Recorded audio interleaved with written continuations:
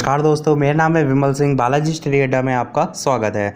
Daily सुबह 6 बजे हम आपको 10 करंट अफेयर प्रोवाइड करा रहे हैं। तो आज हम देखेंगे आज की यानी कि 20 सितंबर 2020 की करंट अफेयर पर आधारित कुल 10 प्रश्न और एक प्रश्न पिछली करंट अफेयर से हम आपसे भी पूछेंगे। तो चलिए शुरू करते हैं।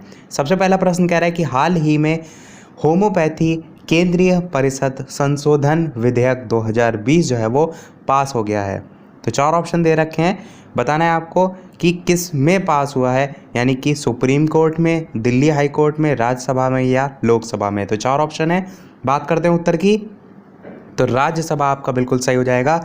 हाल ही में राज्यसभा में जो है वो आपका होम्योपैथी केंद्रीय परिषद संशोधन विधेयक 2020 जो है वो पास हो गया और अब राष्ट्रपति से मंजूरी के बाद ये बिल जो है वो लागू हो जाएगा। कांग्रेस सदस्य जो है, कांग्रेस के सदस्य जिनका नाम है रिपुन बोरा, उनके मुताबिक होम्योपैथी केंद्रीय परिषद पर भ्रष्टाचार के आरोप जो है वो लगे थे और उसके स्थान पर संचालक मंडल की स्थापना जो है वो की गई थी। दूसरा प्रश्न देखते हैं। राष्ट्रपति रामनाथ कोविंद ने शिरोमणि अकाली दल की नेता का इस्तीफा तत्काल प्रभाव से मंजूर जो है वो कर लिया है। यहाँ पर आपका मंजूर जो है वो लिखा हुआ है, रहा है और नीचे कर लिया है। तो 4 ऑप्शन है, बताना है आपको कौन सा सही होगा। तो बिल्कुल आपका यहाँ पर ऑप्शन नंबर सिमरत कौर बादल का यहाँ पर पूरा नाम क्या है, यहाँ पर शॉर्ट में लिख दिया गया है। तो दूसरा का नाम पूरा है हरसिमरत कौर बादल। तो ऑप्शन नंबर 2 आपका जो है यहाँ पर बिल्कुल सही हो जाएगा। हरसिमरत कौर बादल जो है वो राष्ट्रपति रामनाथ कोविंद ने शिरोमणि अकाली दल की नेता थी हरसिमरत कौर बादल, इनका इस्तीफा तत्काल प्रभाव से मंजूर कर लिया है। साथ ही कृषि विधेयक जो हैं और उनकी संख्या की बात करें तो दो कृषि विधेयक को जो है किसान विरोधी ठहराते हुए इन्होंने खाद्य प्रसंस्करण जो मंत्री हैं उनके पद से इस्तीफा दे दिया था। अब उनकी जगह कौन आएगा, तो नरेंद्र सिंह तोमर जो है उनको खाद्य प्रसंस्करण उद्योग मंत्रालय का अतिरिक्त प्रभार दिया गया है। तो इनकी जगह कौन आएगा, इनकी जगह जो है वो नरेंद्र सिंह तोमर जो है वो आएंगे। इन्होंने किस लिए इस्तीफा दिया था, एक कृषि बिल लाया जा रहा था, कृषि विधेयक लाया जा रहा था, उसी के विरोध में। तीसरा प्रश्न देखते हैं। नवनिर्वाचित राज्यसभा सदस्य अशोक गस्ती जो है इनका हाल ही में निधन हो गया है। ये किस पार्टी के नेता जो है वो रहे हैं। 4 ऑप्शन दे रखे हैं, बताना है कौन सा सही होगा। तो बिल्कुल आपका बीजेपी जो है वो बिल्कुल सही हो जाएगा। बीजेपी पार्टी के नेता रहे और नवनिर्वाचित राज्यसभा सदस्य हैं जिनका नाम है अशोक गस्ती। इनका हाल ही में 55 वर्ष की उम्र में निधन हो गया है और इनके निधन पर प्रधानमंत्री जो नरेंद्र मोदी हैं उन्होंने शोक व्यक्त करते हुए ट्वीट भी जो है किया था। ट्वीट में इन्होंने लिखा था, राज्यसभा सदस्य अशोक गस्ती जो हैं समर्पित कार्यकर्ता थे जिन्होंने कर्नाटक में पार्टी को मजबूत करने के लिए कड़ी मेहनत जो है वो की। तो बीजेपी आपका सही हो जाएगा।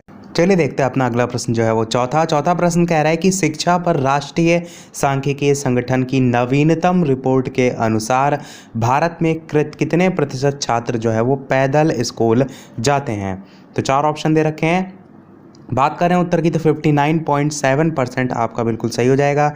ये रिपोर्ट किसकी है, तो शिक्षा पर राष्ट्रीय सांख्यिकीय संगठन जो है उसकी रिपोर्ट है और भारत में 59.7% छात्र जो है वो पैदल स्कूल जाते हैं, जिसमें अधिक संख्या में ग्रामीण क्षेत्रों में जो है वो स्थित हैं। इसके अलावा यदि बात करें छात्र और छात्राओं का अलग अलग प्रतिशत, तो छात्राओं का प्रतिशत इसमें 62% से अधिक है, जबकि छात्रों के लिए परसेंट 57.9% जो है वो है। और यात्रा का दूसरा सबसे पसंदीदा तरीका सार्वजनिक जो परिवहन है वो है, जो 12.4% जो है उसके अंतर्गत आते हैं। 5वां प्रश्न देखते हैं। विद्युत मंत्री श्री R.K. सिंह ने आरा बिहार के जो लोग हैं उनको कितने डेवलपमेंट प्रोजेक्ट समर्पित जो है वो किए हैं। 4 ऑप्शन है, बताना है कौन सा सही होगा। तो आपका 74 डेवलपमेंट प्रोजेक्ट सही हो जाएगा। विद्युत मंत्री श्री R.K. सिंह ने जो है वो आरा बिहार के लोगों को 74 डेवलपमेंट प्रोजेक्ट समर्पित किए। उन्होंने वीडियो कॉन्फ्रेंसिंग के जरिए इन प्रोजेक्ट का जो लोकार्पण है वो जो है वो किया है। अगला प्रश्न देखते हैं। 6, शिक्षा पर्व पहल के अंतर्गत किसने भारतीय भाषाओं का संवर्धन विषय पर वेबिनार का आयोजन जो है वो किया। चार ऑप्शन है, बताना है कौन सा सही होगा। तो केंद्रीय भारतीय भाषा संस्थान आपका जो है वो सही हो जाएगा, जिसे हम इंग्लिश में CIIL के नाम से जानते हैं। तो इसने हाल ही में शिक्षा पर्व पहल के अंतर्गत जो भारतीय भाषाओं का संवर्धन विषय है उस पर वेबिनार का आयोजन जो है वो किया है। और शिक्षा मंत्रालय जो है उसने शिक्षा पर्व के अंतर्गत नई शिक्षा नीति जो आपकी अभी आई थी उसके जो केंद्रीय बिंदु हैं उनको भी विशिष्ट रूप से दर्शाने के लिए जो वेबिनार है उसकी एक श्रृंखला का आयोजन जो है वो किया है। सातवां प्रश्न देखते हैं, निम्न में से किसने विश्वकर्मा दिवस के अवसर पर द्वितीय उत्कृष्ट संस्थान विश्वकर्मा पुरस्कार प्रदान जो है वो किए। चार ऑप्शन है, बताना है कौन सा सही होगा। तो बिल्कुल आपका रमेश पोखरियाल बिल्कुल सही हो जाएगा।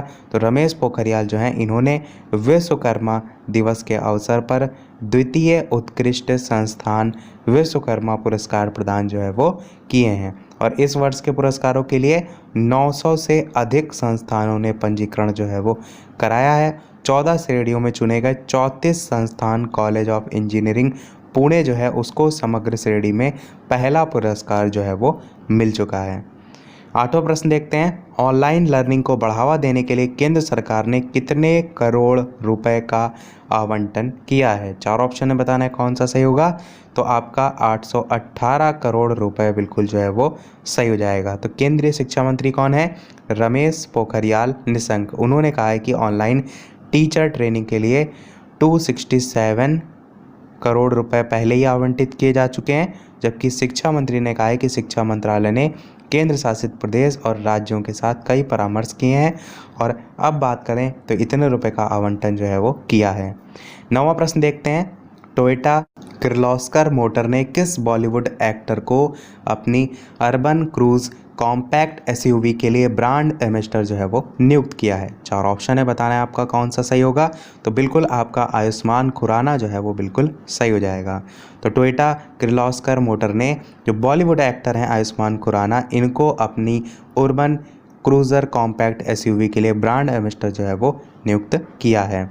देखते हैं अपना अगला और इस वीडियो का लास्ट प्रश्न। इसके अलावा वीडियो पसंद आए तो वीडियो को लाइक भी अवश्य कर दीजिएगा। प्रश्न आपका क्या है, इंडियन प्रीमियर लीग का 13वां संस्करण, सबसे पहले तो ये जरूर ध्यान रखिएगा कि कौन सा संस्करण है, 19 सितंबर 2020 को संयुक्त अरब अमीरात में। दूसरी चीज़ ये ध्यान रखिएगा कि कहाँ आयोजित हो रहा है, उसमें अबू धाबी जो है उसमें शुरू हुआ।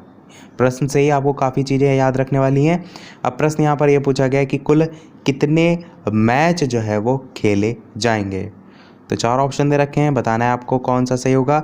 तो बिल्कुल आपका 60 मैच जो है वो बिल्कुल सही हो जाएगा।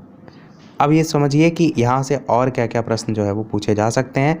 तो सबसे पहले तो मैंने आपको संस्करण बताया, स्थान बताया, और ये भी चीज़ आपको पता होगी कि पहला जो IPL का मैच है वो चेन्नई सुपर किंग और मुंबई इंडियंस के बीच जो है वो यानी कि खेला जा चुका है, कल की बात है यहाँ पर। और ये जो आपके मैच हैं वो कुल मिलाकर 3 जगह हो रहे हैं, एक आपका अबू धाबी में, एक आपका शारजाह में और दुबई में। तो कुल मिलाकर इन तीनों ही जगह पर आपके कुल 60 मैच जो है वो आयोजित किए जाएंगे। तो आपका 60 जो है वो आंसर हो जाएगा। चलिए देखते हैं अब अपना वो प्रश्न, जैसे कि सभी वीडियो में हम आपसे एक न एक प्रश्न पूछते हैं। तो कल की करंट अफेयर से आज का आपके लिए प्रश्न क्या है कि विश्व बैंक के ताज़ा वार्षिक ह्यूमन कैपिटल इंडेक्स 2020 में किस देश को 116वां स्थान मिला है। मैं यहाँ पर 4 ऑप्शन भी दे रहा हूँ, नेपाल, चीन, रूस या भारत। आपको बताना है ऑप्शन ABCD में से कौन सा सही होगा। और आपसे प्रश्न मैं इस प्रकार का ही अवश्य रैंकिंग वाला पूछता हूँ, क्योंकि आप देखेंगे तो रैंकिंग वाले प्रश्न आपके सुपर टेट में भी काफ़ी पूछे गए थे और बहुत से एग्ज़ाम में अधिकतर पूछे भी जो है वो चाहते हैं। तो अपना आंसर वीडियो के मेन कमेंट में टाइप करके अवश्य बताइएगा। बात करते हैं कल की करंट अफेयर में पूछे गए प्रश्न के सही उत्तर की। तो बिल्कुल आपका अमेरिका जो है वो बिल्कुल सही हो जाएगा कल की करंट अफेयर में पूछे गए प्रश्न का उत्तर। तो इसी के साथ हमारी आज की करंट अफेयर समाप्त होती है। आज वीडियो में इतना ही। वीडियो पसंद आया और लाइक अवश्य कीजिएगा, नए हैं चैनल पर सब्सक्राइब जरूर कीजिएगा। चलिए मिलते हैं अगले वीडियो में नए टॉपिक के साथ। तब तक के लिए नमस्कार। Thank you for watching.